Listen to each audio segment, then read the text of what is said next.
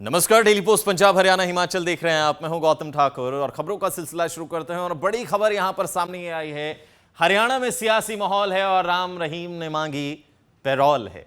अब पैरोल मांगी है और सब जैसे ही खबर सामने आई हर कोई हैरान कि भैया एक बार फिर से, क्योंकि जब से राम रहीम जेल में बंद हैं तब से आए दिन या ये कहें कि काफी ज्यादा तादाद में उनके द्वारा पैरोल की रिक्वेस्ट डाली जाती है और पैरोल जो है वो अप्रूव भी हो जाती है। अब ये पैरोल जब अप्रूव होती है तो कई सवालिया निशान खड़े होते हैं पुलिस प्रशासन पर, उन्हें पैरोल देने पर, कि आखिर ऐसा क्यों होता है कि चुनावी माहौल से पहले ही उनको पैरोल जो है वो दी जाती है और बहुत आसानी से उन्हें पैरोल मिल भी जाती है। प्रशासन कहता रहा है कि भैया ये हमारा कोई रूल नहीं है। कोर्ट ने भी ये जो है कहा जाए कि सवाल उठाए थे कि आखिर क्या इसके पीछे का माजरा है। तो पुलिस के द्वारा कहा गया था, प्रशासन के द्वारा कहा गया था कि ना सिर्फ राम रहीम को बल्कि ऐसे कई कैदी हैं जिन्हें सिलसिलेवार तरीके से इसी तरीके से पैरोल दी जाती है। तो अब एक बार फिर से जो है वो राम रहीम द्वारा पैरोल मांगी गई है। 20 दिन की पैरोल वो मांग रहे हैं। ईसीआई को जो है वो सरकार ने रिक्वेस्ट भेज दी है कि उन्हें पैरोल जो है वो दी जाए, नहीं दी जाए, क्या कितने दिन की दी जाए, उन तमाम चीज़ों का फैसला जो है वो ईसीआई करेगा। हरियाणा में चुनाव की आचार संहिता लागू है। हरियाणा में 5 अक्टूबर को चुनाव होने हैं, 8 अक्टूबर को नतीजे आने हैं। गुरमीत राम रहीम ने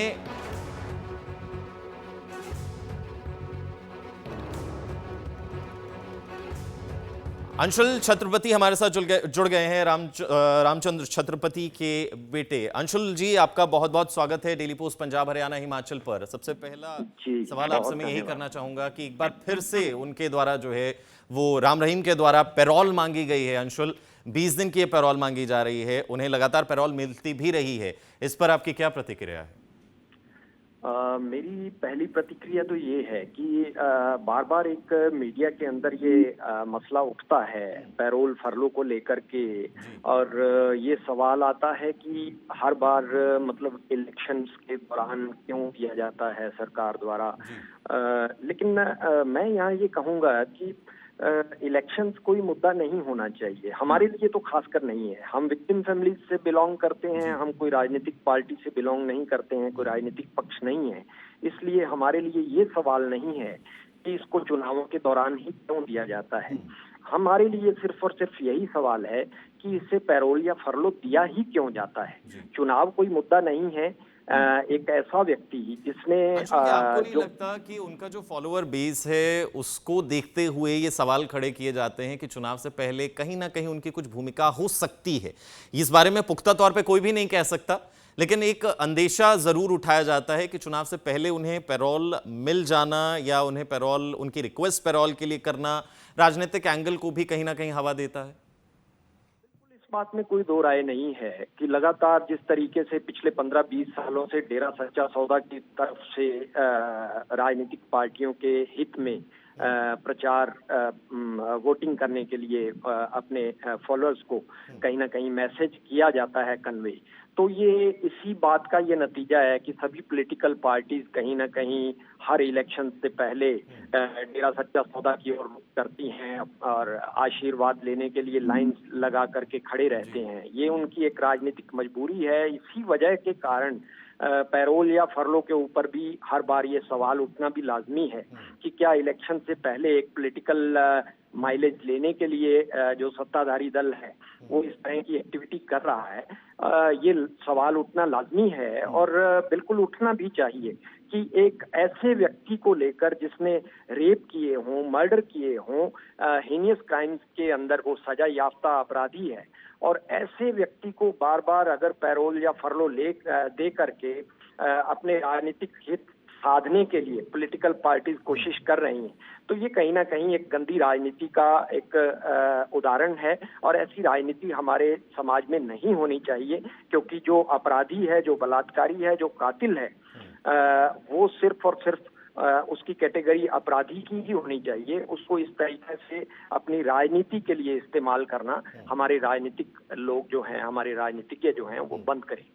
तो अंशुल, आप कह रहे थे कि सवाल ये नहीं है कि उनको चुनाव से पहले जो है वो पैरोल दी जाए या उनकी रिक्वेस्ट आए, सवाल कुछ और आपके द्वारा जो है वो कहा जा रहा था। अपनी बात वो भी कंप्लीट कीजिए, मुद्दा क्या है? मैं कहूँगा कि जितनी जो विक्टिम्स हैं, विक्टिम्स के लिए सवाल ये नहीं है कि इलेक्शंस के दौरान ही क्यों दी जाए। अगर हम लोग ये सवाल करते हैं, मान लीजिए इलेक्शन के बाद उसको पैरोल दिया जाता है, तो हमसे ये सवाल किया जाएगा कि अब तो इलेक्शन निपट चुके हैं, अब आपको क्या आपत्ति है? तो हमारे लिए जो आपत्ति है वो इलेक्शन से पहले भी एज इट इज है और इलेक्शन के बाद भी वही हमारी उसका विरोध जो है हमारा उसी तरीके से रहेगा, क्योंकि हम लोगों ने एक लंबी लड़ाई लड़ी है गुरमीत राम रहीम के खिलाफ, उसके एक बड़े साम्राज्य के खिलाफ, जिसके पास मैन पावर मनी पावर की कोई कमी नहीं है। एक इतने ताकतवर व्यक्ति के खिलाफ आम पीड़ित व्यक्तियों को इंसाफ मिलना बहुत दूर की कौड़ी है, और 17 साल हमें लगे अपने पिता के मर्डर के मामले में इंसाफ मिलने में, और उसके बावजूद आज तक जो मैटर है वो हाई कोर्ट के अंदर राम रहीम की अपील पेंडिंग है। आज भी हम लोग हाई कोर्ट के चक्कर काट रहे हैं ताकि आगे इन अपील्स के अंदर राम रहीम को कहीं बेनिफिट ना मिले, उसे बरी ना कर दिया जाए, जैसे कि रणजीत सिंह मर्डर केस के अंदर एक्विटल के ऑर्डर हो चुके हैं। तो एक आम व्यक्ति लगातार कितना लंबा समय तक कानूनी लड़ाइयों को लड़ सकता है, और जिस तरीके से सरकार इनको प्रिविलेज देती है एक वीआईपी कैदी को, ये बंद होना चाहिए।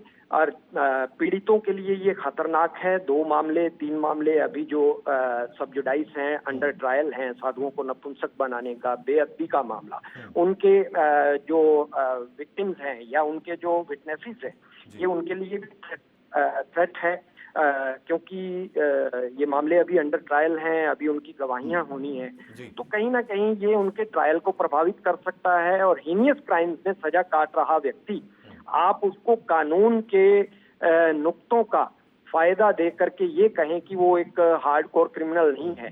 जो व्यक्ति ऐसे हीनियस क्राइम्स में है, रेपिस्ट है, मर्डरर है। जी अंशुल, इसमें पुलिस द्वारा भी एक प्रतिक्रिया दी गई। जब मुद्दा कोर्ट में उठा, कोर्ट ने सवाल किए, तो पुलिस द्वारा भी कहा गया कि ऐसा नहीं है कि कुछ एडवांटेज राम रहीम को दी जाती है, ये तो नॉर्मल एक प्रोसेस है जो बाकी कैदियों को भी दिया जाता है। उसी सिलसिले में उतनी तादाद में जो है वो राम रहीम को भी दिया जा रहा है पैरोल का फायदा या फरलो का फायदा। किस पुलिस की बात कर रहे हैं, किस स्टेट मशीनरी की बात कर रहे हैं जिसके खिलाफ हम लोग लगातार इतना लंबा टाइम लड़े? आप देखिए कि एक चिट्ठी से मामला शुरू होता है, गुमनाम चिट्ठी। उस गुमनाम चिट्ठी के अंदर वो साध्वी क्या कहती है, अपनी पीड़ा बयान करती है माननीय हाई कोर्ट के सामने, और बोलती है कि मुझे इंसाफ चाहिए, मैं अपने आप को एक्सपोज नहीं कर सकती क्योंकि मेरी जान को खतरा है, कोई भी मुझे सेफ नहीं कर पाएगा। दूसरा, उसके बाद हमारे फादर ने अपने ऊपर अपने आप को मिल रही थ्रेट्स के बारे में पुलिस से सुरक्षा की गुहार लगाई। उन्हें सुरक्षा नहीं दी गई, उनके ऊपर अटैक हुआ, उनका मर्डर हुआ। उसके बाद स्टेट गवर्नमेंट के दबाव में स्टेट पुलिस ने जो इन्वेस्टिगेशन किया, उसके अंदर हमारे आरोपों के मुताबिक गुरमीत राम रहीम मेन एक्यूज था, मेन कॉन्स्पिरेटर था। पुलिस ने उसका बचाव किया, उसे शील्ड किया और फेयर इन्वेस्टिगेशन नहीं किया।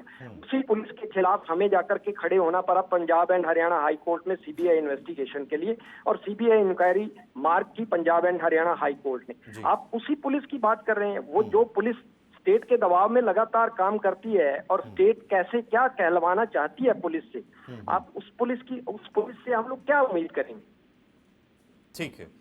ठीक है अंशुल जी, बहुत बहुत शुक्रिया हमारे साथ जुड़ने के लिए, अपनी बात हम तक पहुंचाने के लिए। अब देखना यही होगा कि इस पर जो है वो ईसीआई द्वारा क्या कुछ जो है वो फैसला लिया जाता है, क्योंकि चुनावी बेला है। चुनावी बेला में ईसीआई के पास सरकार द्वारा जो है ये अर्जी आगे फॉरवर्ड की गई है। अब फैसला ईसीआई की तरफ से